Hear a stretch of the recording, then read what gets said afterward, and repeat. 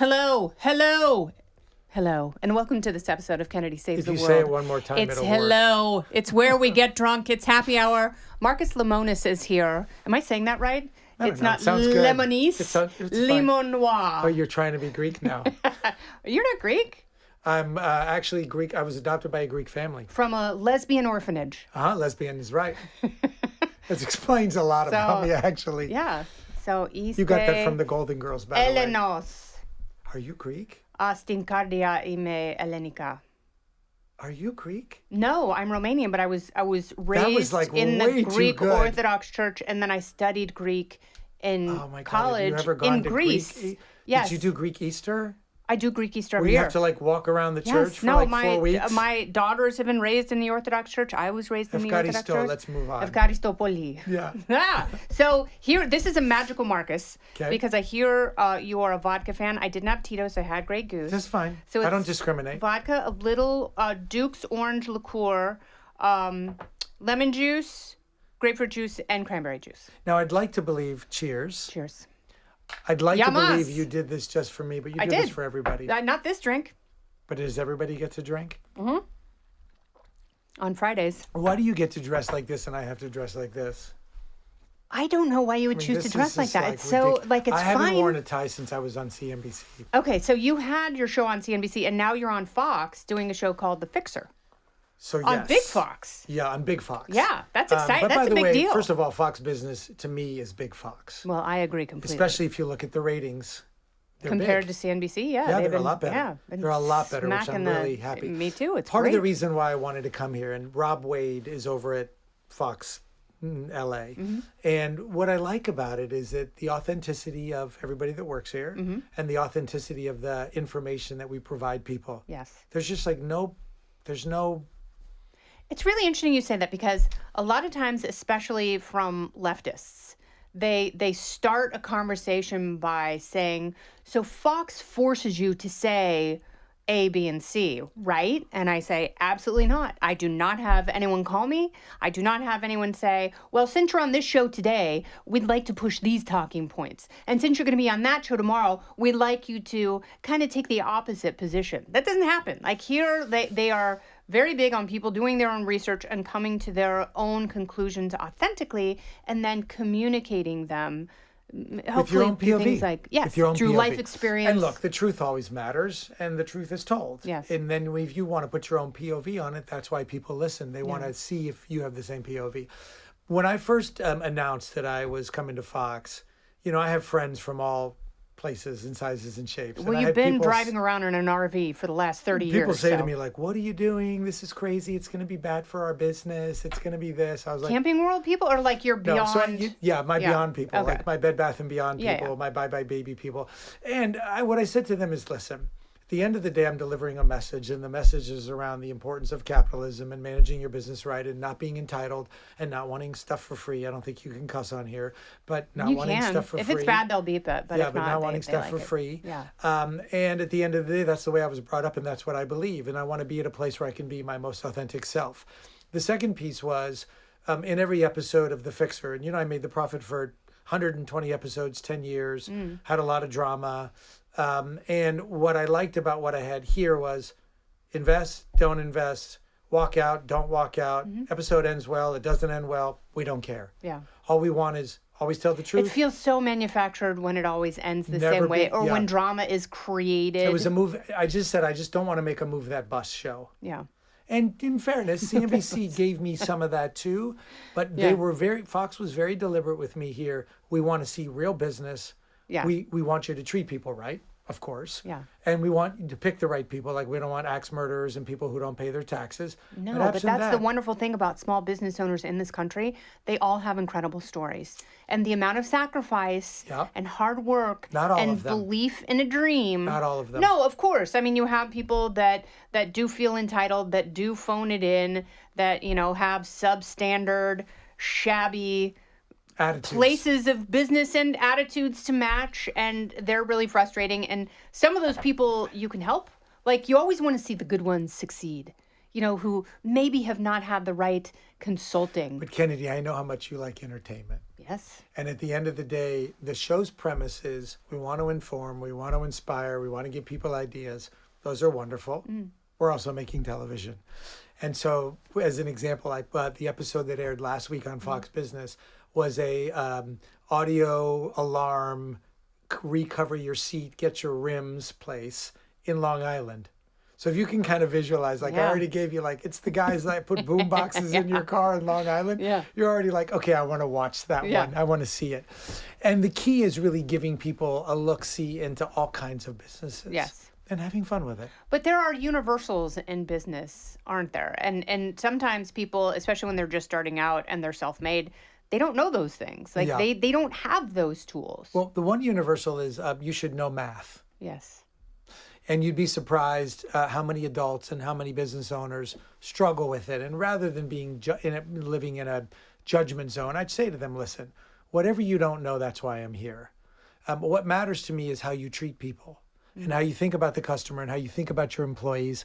I'm a big believer in a meritocracy. And so if you perform, I'm going to give you more. If you don't perform, it feels like the you're gonna go home. meritocracy is making a comeback right now. It's making the comeback because of this administration. Yeah. So do you think it's short-lived? Because obviously President Trump isn't going to be President Trump after 2028. I think people are going to end up liking the feeling. They're going to like the euphoria of accomplishing something on their own. They're going to like the euphoria of being recognized for their good work, either in cash or in some other form of recognition. I think people are going to like it. I think that the idea of people being entitled and wanting to work from home all the time and wanting to work 4 hours in a day and get paid for an 8-hour wage, I think that's I don't understand. I think that's left the building.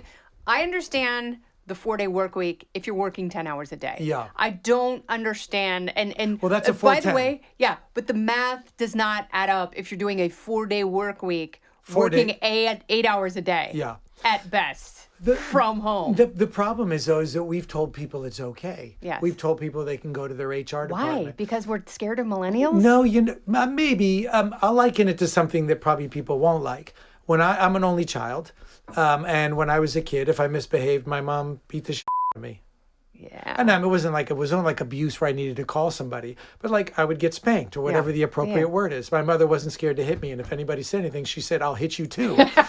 Today, but what happened was she only had to hit me once. Yeah. And then I knew that the rules that she was establishing were for my own benefit. Yes. And then when I went to the workplace, I understood that when the boss tells me you show up early, this is what you do, you don't there wasn't a negotiation. Yeah. And I think what's happened is, and I'll probably get in trouble for this, parents have gotten a little soft on discipline. I agree. And then the kids think that's the way it is. And then they go to their boss and they talk to their boss like they talk to their parents. And the boss is like, what is this? Yes. And then the kid says, well, the employee says, well, I'm going to tell HR that you blah, blah, blah me. And I have operated very differently at Camping World. A couple things. I always tell people, I want you to be independent. I want you to have your own thought. If I'm wrong and I own the business or I'm the leader of the business and you don't, tell me that I'm wrong. If I'm asking you to do something that you don't agree with, tell me that you don't agree with it, but give me a better solution. Yes. And you want to have business. That's fair. You want to have employees have free dialogue. So in working at Fox, the one thing that I did my research on before I came here is that if you don't agree with your supervisor, you can have an intelligent discussion around why they're wrong. At the end of the day, they may say to you, hey, that's the way it is. Yes. But And that's fair. That's okay. Those are called rules. That's why they're in charge. Yes. But at least the conversation can happen. In some businesses in America, we've gotten to the point where, you can't discipline the employee. You can't fire them because there's going to be consequences. I always tell people, if they're going to fire me, if they're going to sue me because I fired them because they showed up late 37 times, let's roll. Yeah. I'll put it in front of a jury. Yeah, let's go. There is And not if I a lose, I'll juror pay it. in the world who would look at that and go, oh, I feel so bad for you. But even if you were lose- insubordinate and lazy. Even if I lose and have to pay it, the rules aren't changing for the other people that are still there. Yeah. Good. That's I've always wanted to just get in an RV and drive. Why? Because it sounds so wonderful and romantic. And there's so much about this country that I absolutely love and places that I've never seen. And I feel very lucky to have grown up in different parts of the country that have different strengths and things to offer that feel incredibly unique. And I want to see more of those places. Here's how I would think about it as a capitalist. Okay. And the reason I love the RV business and the reason I had the administration, I fought hard with the Do administration. Sprinter vans count as an RV? Yes. Okay, good. Yes. But the administration in the Big Beautiful Bill did a lot of work to really focus on recreation in the U.S. Big tax benefits for the consumers, big tax benefits for recreation dealers like myself, because ultimately the money stays inside of the borders. And so rather than you taking your cash and going to the Bahamas, you take your cash and you go to Yosemite, you take your cash or you go to a small town. If you could visualize yourself driving from point A to point B, you want to eat, you need to sleep, you need to, buy something, you're going to do that in small towns, in small businesses, and you're keeping the money inside of the system. Yeah. That is why I love it. And you and I think have traded online a little bit on social that I get sued for my flag. I don't know if you've ever heard that before. Do you know that every time we drive to our house upstate, every time, it has now become Kingston, a family joke, because I point at that flag every time and I go, and now you can finally settle the dispute, because I look up and I go, not only is that the most beautiful flag I've ever seen, that flag is made of a special material, because that flag does not droop.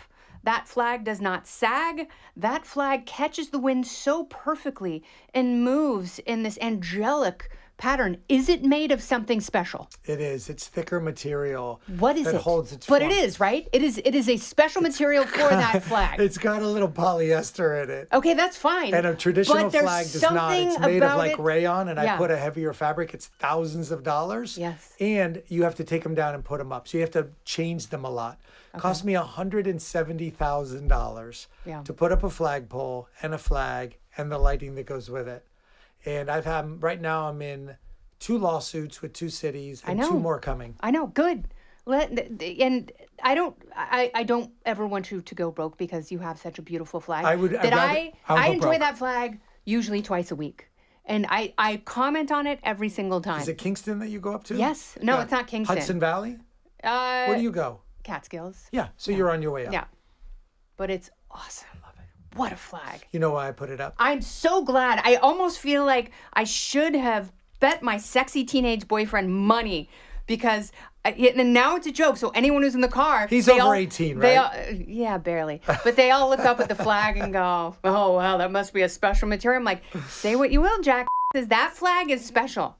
And it means something, and it's gorgeous, and it waves in a way that most flags do not. People want me to take it down. Don't ever. I won't. It's gorgeous. Why would they want you to take it down? Truth be told, there are rules about flagpole height and flag size, but there are rules that are local. They're arbitrary. I don't ever put a flag up if the FAA says no.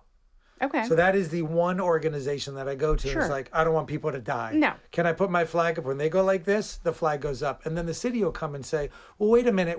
You can only have 50 feet and it can only be this big. And my response is, listen, I'm adopted. I was born in a foreign country. I lived in an orphanage in Lebanon. I was given a chance to be an American capitalist. I employ 14,000 people, and you can kick rocks. Yeah. This is my love letter to all the people who let me come here legally, who gave me the ability to borrow money and hire people and sell things that are made in America to see America. And it's my only way. I have no kids. My parents are both gone. I have no brothers and sisters. And this is my love letter to people. That's beautiful. And I really mean it. But it is a letter that, just for the record, it is deeply appreciated every time I drive by. Yeah.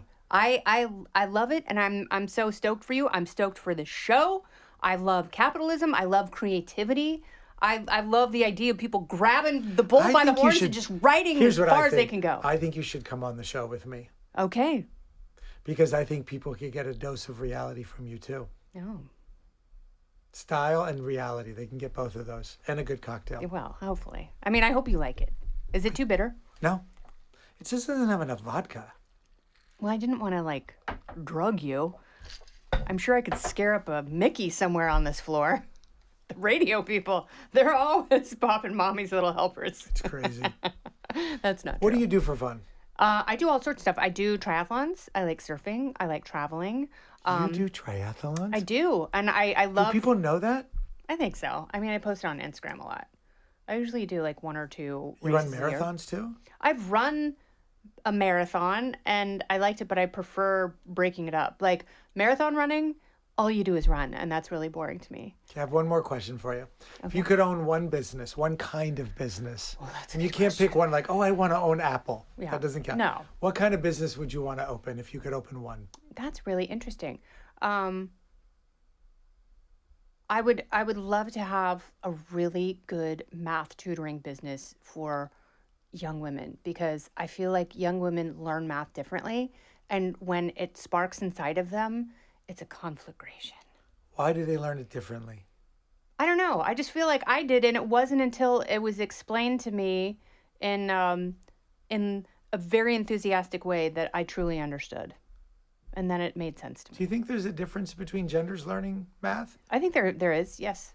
Because And so I had a physics tutor who explained it to me, and she had a small child. She had a 3-year-old son, and he understood physics naturally, according to her, because he would take cars and like shove them off ramps, and boys were almost encouraged to figure that out. And so like I always bought my girls cars when they were little because I wanted them to feel the physics, and I would tell them math is beautiful.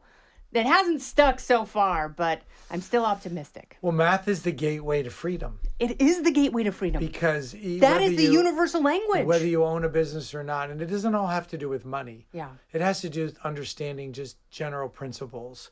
And, I think that if we can figure out how to just give people access to more information, and truth be told, that's largely why I make the show. Yeah. Because I feel like there's a gap of information, and people are thinking that AI is going to solve all of that. AI only works if you ask the right question. That's a very good point. You have to ask the right question. You have to have the courage to ask the question, and you have to know what the question should be. And so I remember we had a business out of the Jersey Shore apply for the show. And the gentleman said to me, I called you because I suck at math. And I just said, then we can't do this, because you can't call me to solve your math problems. You need to solve your math problems. Don't go anywhere. More Kennedy Saves the World right after this. That's the thing. Like, it is so contrary to where we are in society, because math is one of those things where you have to sit down and do it over and over and over again until it actually sticks, and until you have those aha moments. And it takes work. And we're in an era where it's like, no, I just want to do the quick thing, and I want to watch a tutorial on YouTube or TikTok and know how to do it, and then just do it and be done with it, and have someone call me an expert and tell me how amazing I am. I'll teach you the principles. You have to practice it. Yeah. You don't learn how to play in the NBA by watching it. No. And I'd need to sprout a good tutor foot. business. Here's what I like about it. I'm going to give you the 30-second pitch. Okay. Here's the great thing. But that's just me spitballing. It might be something else. But it's an amazing idea. There's no inventory. There's no capital. And the margins what are the margins in a tutoring business? I think the margins are very high, What are especially they? depending. This is your math test. What are they? 45%. No, they're 100. Well, it depends where you go. Like if you have a beautiful math tutoring office, then you No, have to but pay overhead and a receptionist. That's the bottom line. Yeah. But I actually would invest in your math business. Solid. But I would want to control the math. That's fine. You can control the math. Like math is, I had a math professor. I failed algebra all 4 years of high school. That's why we all did. I don't have a high school And nobody diploma. ever uses it. I shouldn't say that out loud, but nobody uses algebra. I love using algebra. I love algebra. I love geometry. You use algebra? Yes. Give me an example. When you calculate for x, whatever it is, like x over 100 equals... Like a regression analysis? Yes. So just trying to figure out like some unknown quantity. And, when I was in math, I would actually use formulas to calculate how long it would take for one thing to go in one direction if the other thing was going in the other direction. That was really fun. And what was I going to say? I hope the people that are watching / listening to this are unbelievably impressed by what you just said. They are not. No, they should be. And I don't know if it's the alcohol talking or... There's not enough in it. But the fact that you really do understand the necessity for information, I think is underappreciated by people. And the fact that you do it in such a fun way is really special. I didn't mean to get corny, but it's super cool. Well, I'm glad that you love math. Because now I feel like I'm not the only No, but it strange wasn't person until in the room. someone told me, Mr. Green, my professor at Santa Monica College, math is beautiful, and that stuck with me. And then I started studying ancient Greek philosophy, and you could not study philosophy in ancient Greece unless you understood math. Are you a philosophy major? Yes, analytic philosophy. And a math major? No, but we did a lot of philosophy of mathematics, and I took calculus as an elective because I wanted to understand the proofs. And Are so people learning a lot about you right this moment? I don't know. It's hard to Do say. people know you're a philosophy major? Yeah, I talk about philosophy on my podcast. I love philosophy. I think philosophy is amazing. It was the one subject where the more I read, the more I wanted to read. It's the one thing that you can have an open debate and there's not a right or wrong. That's what's so amazing about it. It's like one King's Lane, the motto is design is never done. But philosophy is the same way. Philosophy is never done. But you can't have things like quantum mechanics without philosophy. What's your philosophy about people? Oh, that's a good question. I as an objectivist, I believe that there are objective truths. Define for people what an objectivist is. So an objectivist believes that there, as opposed to a subjectivist, which believes that things are always changing and only certain things need to be gleaned in order to have an understanding of them, whereas an objectivist believes that there is an objective, defined nature to the universe that is knowable. A purpose. But like Socrates said, there is a difference between wisdom and Socratic wisdom. Socrates said, I know that I know nothing, meaning that the amount of information there is to know is so overwhelming compared to what one human can know. But it is the pursuit to understand the objective world that I think is super worthy. So fascinating. I don't know. But I like But it. you make it cool, though. And that's the thing that I really admire about you, because I've always been a fan, is your ability to make being smart and being sophisticated and understanding math and being able to have an intelligent dialogue. And it doesn't have to be anything but fun. No, it does. I mean, but that's life. Like, that's why it's interesting. Not for everybody. No, but it's interesting to cover politics from the perspective of we have so much more in common as humans. Like, we should all just be having fun. Like, by and large, we should all have that feeling we had when we were on our BMX bikes when we were 9 and 10 years old. You know, it's like, and that's how. No fear. No fear. And like, getting your bros, your homies with you, and like, it's us against the world. Let's all go together. The outsiders. Yes. And it's like, and that's what I try and do. Like, everywhere I work, like, I say the good ones stick together. As an objectivist, how do you feel about this election in New York, in the city? Socialism is very subjective. Sorry. It's horrible. It is a zero-sum redistribution proposition manufactured by jealous people who want to take your stuff. So I want to give you a slightly different spin on it, if I could. Please. I agree with everything you said. I think it's demoralizing. And you don't give people an opportunity to find their own way and have their own accomplishment and fight for something and want to earn something and get the gratification of accomplishing something. Mm-hmm. And if you don't subscribe to that, then when you buy your first home, somebody else gave it to you. And I know when I bought my first home and I had only $17,000 down, that I had worked my off for that $17,000, and my mortgage rate was really high, and I know exactly what I paid for the house and all of that. It was the sense of accomplishment. And so I always get into debates with people that forget about socialism in terms of like, yes, if you are disabled or you have a handicap of some kind, I want to help you out. Sure. I get it. Like, that Yes. doesn't mean that I don't want to do that. But if you have 2 feet, 2 hands, 2 eyes, I expect you to show up. I expect you to put up. And if you don't want to do it, like, I'm not interested in being in business with you, nor am I interested in subsidizing your lifestyle. But if you show up and you work your butt off and you give me an A+ effort and you're loyal to the business or you're loyal to whatever it may be, and you really believe that the American dream is about achieving something, I will help you. Yes. Absolutely. To my core. Amen. Even at my own peril. Yes. But that's my choice. Yes, that is a choice. But that's a thing. You're absolutely right. It is demoralizing because the choice is taken from you. And also the accomplishment and the inspiration that you give other people for accomplishing something, that is all taken from you. And, you know, the supposition is that was never yours to begin with. And that is a falsehood. So it's either you believe in private property or you do not. And so I have a neighbor in my building who had a, I voted sticker. I was like, oh, did you vote for Mom Donnie? He's like, yeah, I did. And I was like, your shoes are expensive. You will not be able to afford those because all of the tax hikes are going to be passed on to you. No, they're going to take your shoes. All the rich people are going to leave. And yeah, I should have just said, give me your shoes right now. Because I want them. Yeah, exactly. And I deserve them. I don't have shoes like that, and I deserve them.